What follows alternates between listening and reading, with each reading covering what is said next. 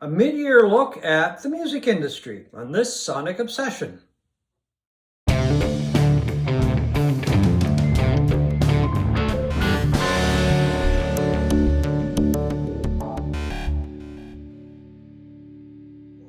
Hi folks, I'm John Whidden, and right over here is Steve McLeod, and welcome to this Sonic Obsession.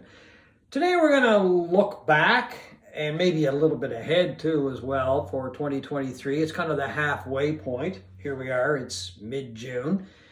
Other than a couple of live shows that I was at this year in London, the Beck tribute concerts, it's been a pretty boring year. What do you think? I would concur, John.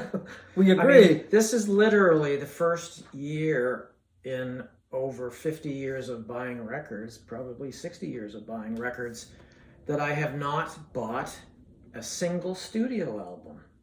Well, that's a lie because you did buy one, but it did come out in 2022, and I bought the same one. Yeah, this is the only studio album I bought this year, but it is a 2022 release technically. Yeah, it came out. Well, the vinyl didn't come out until 2023. Yeah, but the digital versions have been out for over a year. Yeah, and but something that was released in 2023. I'm the same way. I bought a couple, and then I checked the dates, and it was like, oh, wait a sec. No, they did come out in 2022 because I read about them in 2023. And, by the time I read about them and got them, it was, and one of them was the Joan Shelley's new album, which I'm not crazy about. I haven't heard that. Yeah. So anyway, I'm in the same wheelhouse as you. I'm streaming all the time. I'm trying to find stuff that really blows me away.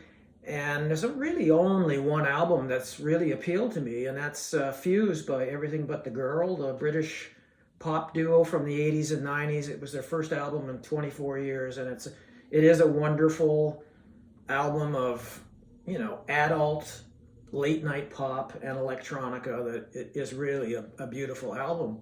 I haven't bought it on vinyl. I'm debating whether I will or not. But it's come down to just not hearing anything that really blows me away other than that album. I like parts of the new National album, the first two pages of Frankenstein. Yeah, I like a couple things on it too, but not enough to go buy it. Let's put it that way, because it's the National, and I think it was you that said not too long ago they just don't really change their sound that much. Yeah, I've liked what I've heard of Council Skies with the latest from Noel Gallagher's High Flying Birds, which I find that a good, but enough to plop down $40, $50 or whatever. That's kind of part two of my assessment of this year is the price of records, the price of vinyl is just getting so ridiculous to me that I don't know how long I can continue to buy stuff unless it's something that I really, really, really, really want. Well, that's the thing, though. I mean, if you're looking at a new album, I was checking prices out, and it's anywhere from, let's say, $25, and this is Canadian, by the way, folks, up to, I saw a Robert Glasper album, and it's not even a new album, it's from 2007.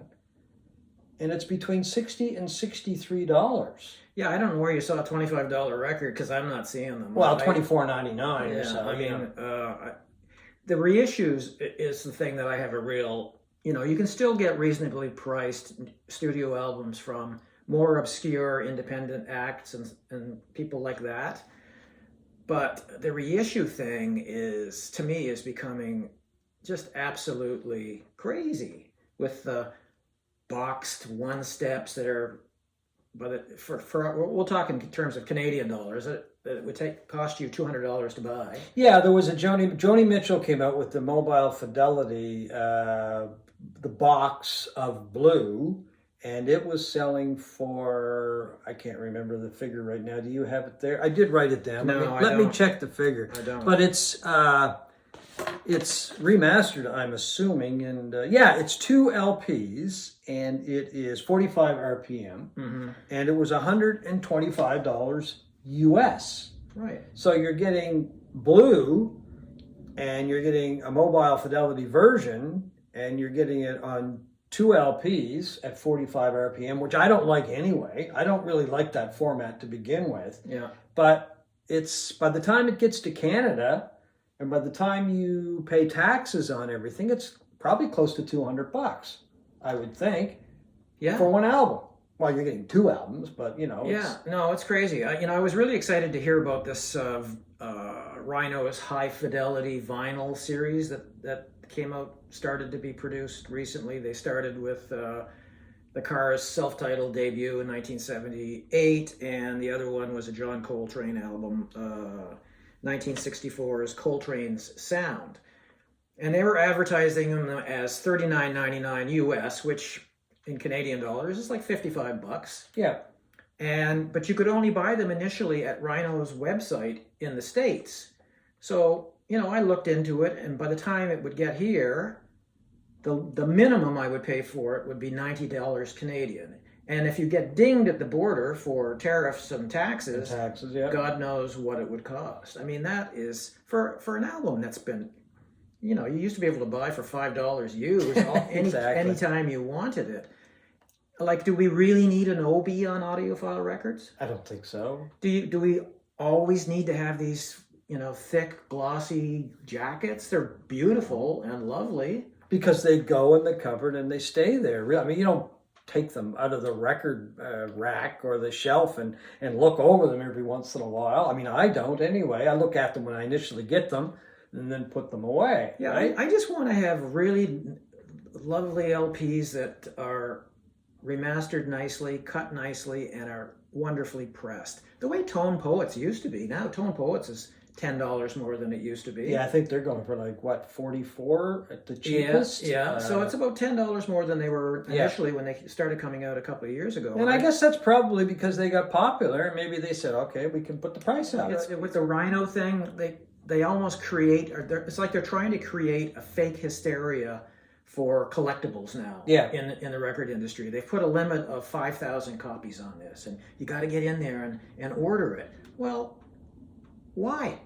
Well, if you're a collector, you think you have to, I guess, or it's part of the fun. It is fun. It is fun. But it can become very costly. Yeah, I recently, people were talking online about Acoustic Sounds. They're the radio record retailer associated with Analog Productions. It's the same company, and they put out, Analog Productions puts out these wonderful but expensive reissues.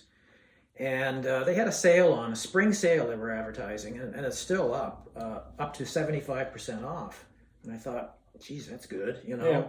And maybe I'll finally buy a record from Acoustic Sounds. I never have.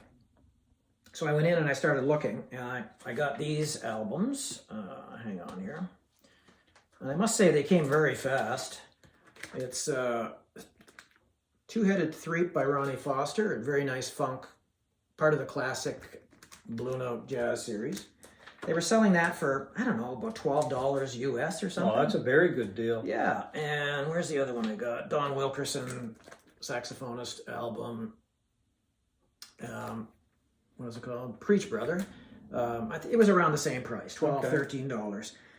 And I've always been looking for one of my favorite albums of the last 30 years, Matthew Sweet's Girlfriend on vinyl. It was produced by Intervention Records, and I really, really wanted this, and it was $40 US. So the whole thing came to $89 American, which For 3 albums. That's pretty good. Not bad. That's America. That's still pretty good. Yeah. which comes out to about 120 Canadian. Yeah.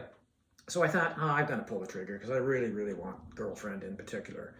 So I sent it off, and it arrived like 5 days later. It was tremendous that it arrived so quickly. But I got a call, left a message on my phone from the shipping company, and it was a recorded message, and it sort of gave me a warning that taxes and duty would be on top of that. Giving me a warning to be ready to pay when the guy comes to the door, I guess. And I went, oh God, that's what I was worried about, that it was going to no longer make it economical Yeah, you weren't getting a bargain anymore. There was no bargain right? anymore. In fact, taxes. I don't know who knows what taxes would be, and who knows what duty would be. I've never been able to figure duty. Yeah, out. and it's so hit and miss. You know, most of the times you can get away with it, other times you don't.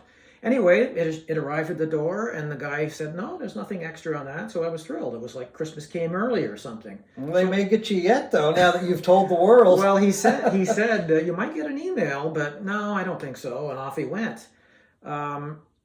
So it is a very, very tricky business. It must be wonderful to be an audiophile in the States compared to the rest of the world, because like a lot of things, we pay through the nose for books and things like that are much cheaper in the United States. And I would just love to run amok on an acoustic sound site and buy the things I want, but it's just not becoming feasible unless it's something that you really, really want. So what do you think would be a fair price for a new album, or let's even say a reissue? You know, let's look at this as an example. You know, this I'm getting worked up about this fake collectability factor. You know, this is a mono Sgt. Pepper that came out in, what was it, 2009, 2010. Something like that, yeah. You know, individual, they were selling them individually, and you could get them for like $29 or something like that, Canadian. And these have become collector's items because they sound tremendous. Yeah. That care was taken with the mastering, the vinyl, the cutting of these things. They did take care to produce the albums the way they originally were in Britain, you know, the full tip-on jackets and all this stuff. But to me, that's for stuff that's been released a million times in the past. $30 Canadian, $35 Canadian would be great. Yeah, okay, I can go with that too. Yeah. This is another one. The Warner Brothers Rocktober series that have been coming out over the years. These were priced, I think I paid $29 for this Canadian. And they have been fantastic sounding records. Beautifully pressed, quiet. I just don't understand how stuff that's been released a million times, throw an Obi strip on it. But that's how they make a lot of money, right? Exactly. And, say it's limited to 5,000. And then you charge 55 Canadian for it. Right. Yeah. So, and the other thing is that some of the stuff that says remastered, but I don't know, my ears aren't what they used to be either. No. But in some of the stuff, I can't really detect a huge difference. Well, not only that, sometimes no difference. You've got all these claims of it being triple analog, you know. Yeah.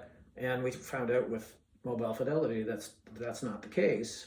Always hasn't been for years. It still sounds fantastic, but there are all of these claims. I mean, I saw claims of Body and Soul by Joe Jackson, all analog, AAA analog. It was a digital album. How is that possible? It was recorded digitally, you mean? Yes, it was recorded and mastered originally. Yeah, well, because years ago, that used to be a big thing when they switched from analog recording to digital. This supposedly sounded better. Right, and it became a big thing that, this is one of the first albums recorded digitally. Right, you know, and they do sound I think great. Ry Cooder was the first digital album. Boptia Drop was the first rock album. Which sounds great. And Joe Jackson's 80s output, Body and Soul, and I think Big World, was that the name of it, a live album that was recorded digitally? They do sound fantastic. Yeah. So I don't know who to trust anymore. All I know is, I worry that they're going to kill the vinyl resurgence, you know? Well, I hope not. I mean, I hope somebody, smartens up and says, okay, some of these prices are getting out of control, especially some of the reissue packages. Yeah.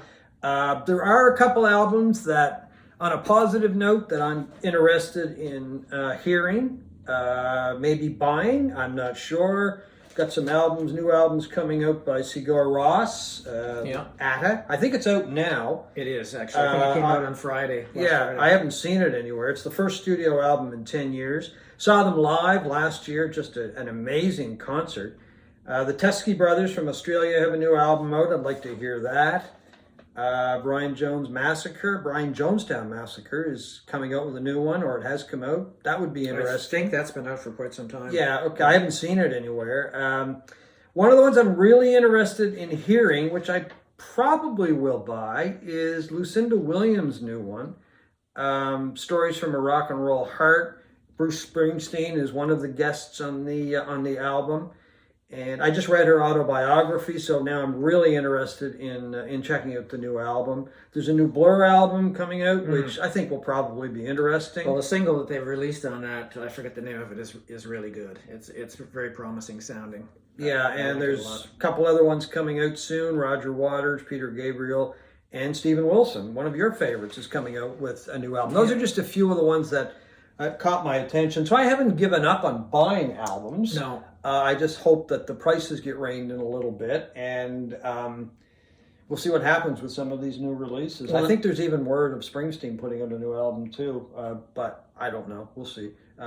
There's a rumor anyway. Another album that I like this year so far, and it just came out about a week ago, is Weather Vanes by Jason Yes, that is Isbell very good. and Yeah, the what I've 400 heard of unit. it is very good. Yeah, It's classic. but he keeps getting better as a Americana. guitarist and as a songwriter. So yeah, there's another one that I'll probably pick up.